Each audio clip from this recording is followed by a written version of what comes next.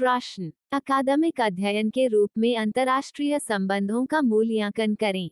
उत्तर, अकादमिक चरण में अंतर्राष्ट्रीय संबंध का मूल्यांकन।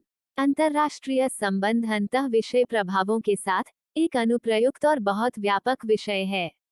अंतर्राष्ट्रीय संबंध की हाल ही में एक ऐतिहासिक शुरुआत हुई है और यह अपेक्षाकृत एक नया शैक्षणिक अध्ययन का विषय बन गया है। राजनीति विज्ञान के एक भाग के रूप में अंतर्राष्ट्रीय संबंध मुख्यतः अंतर्राष्ट्रीय स्तर पर चल रही राजनीति के संदर्भ में है।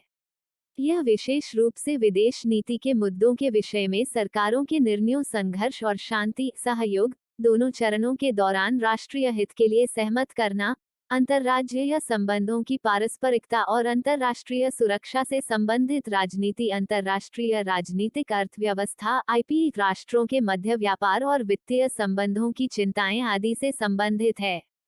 अंतर्राष्ट्रीय संबंधों के क्षेत्र का प्रमुख उद्देश्य है हमारे समय के कुछ सबसे अधिक महत्वपूर्ण मुद्दों की जांच करना, जिसमें आतंकवाद, जलवायु परिवर्तन, मानव तस्करी, प्रवासन और गरीबी से संबंधित मुद्दों के साथ साथ अंतर्राष्ट्रीय सहयोग तथा संघर्ष, कूटनीति, शक्ति संघर्ष और अन्य प्रासंगिक विषय भी शामिल है।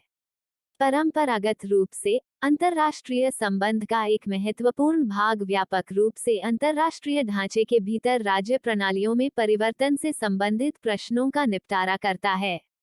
बेलिस और स्मिथ के अनुसार अंतर्राष्ट्रीय संबंधों के विस्तार के चलते हुए कई नई समस्याओं को वैश्वीकरण की पृष्ठभूमि में शामिल किया गया है। अंतर्राष्ट्रीय संबंधों में मानवाधिकार, पर्यावरणीय समस्याएं एवं लैंगिक मुद्दे इसका महत्वपूर्ण भाग रहे हैं।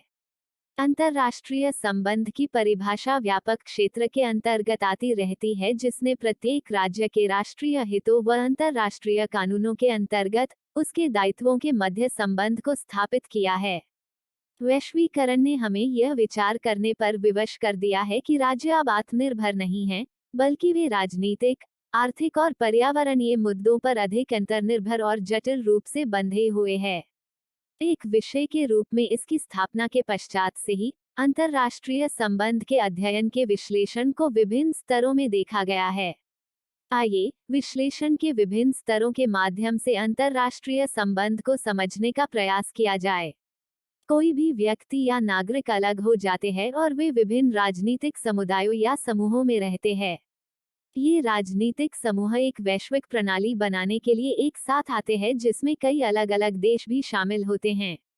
इस प्रकार से राज्य औपचारिक रूप से एक दूसरे से अलग हो जाते हैं। हालांकि इसका अर्थ यह नहीं है कि वे पृथक अभिकर्ता है। भले ही वे भौतिक सीमाओं से विभाजित होते हैं, फिर भी उनका एक दूसरे पर महत्वपूर्ण प्रभाव पड़ता है। इस प्रकार वे अंतर्राष्ट्रीय संबंध के केंद्र में संरचना निर्मित करते हैं। इसे आधुनिक समाज परस्पर निर्भरता के रूप में परिभाषित करता है। इसलिए संपूर्ण विश्व में होने वाली विभिन्न घटनाओं को समझना चाहिए।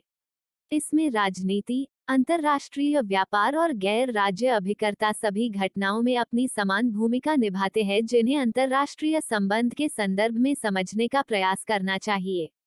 अंतर्राष्ट्रीय संबंध के अध्ययन में आधुनिक युग के व्यापक लक्ष्य हैं, जैसा कि यह इस बात को प्रस्तुत करता है कि सबसे पहले संघर्षों के कारण व राष्ट्रीय स्तर पर शांति बनाए रखने की आवश्यकता का होना।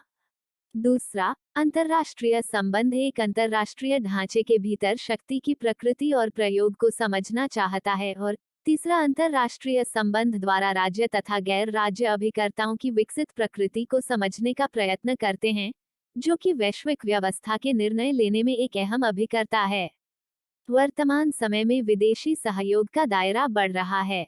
इसलिए संयुक्त राष्ट्र एवं उसकी विभिन्न इकाई संगठनों द्वारा किए गए कार्यों के अतिरिक्त यह राष्ट्र राज्यों और उनमें रहने वाले लोगों को प्रभावित करते हैं। क्षेत्रीय स्तर के संगठनों द्वारा किए गए कार्य भी सभी के जीवन में महत्वपूर्ण भूमिका निभाते हैं। सामान्य मानव संस्कृतियां सदैव से ही अंतर्राष्ट्रीय आतंकवाद के संदर्भ में चिंतित रही है। यह विश्व बैंक और विश्व व्यापार संगठन जैसे विदेशी संबंधों को आकार प्रदान करने वाले आर्थिक संगठनों के लिए भी महत्वपूर्ण रहा है।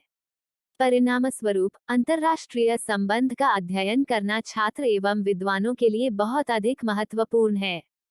प्रस्तुति समापन। आपका धन्यवाद। Disclaimer. This notes has been made after a lot of research, yet the accuracy of the answers may vary. The author assumes no responsibility or liability for any errors or omissions in the content of this notes.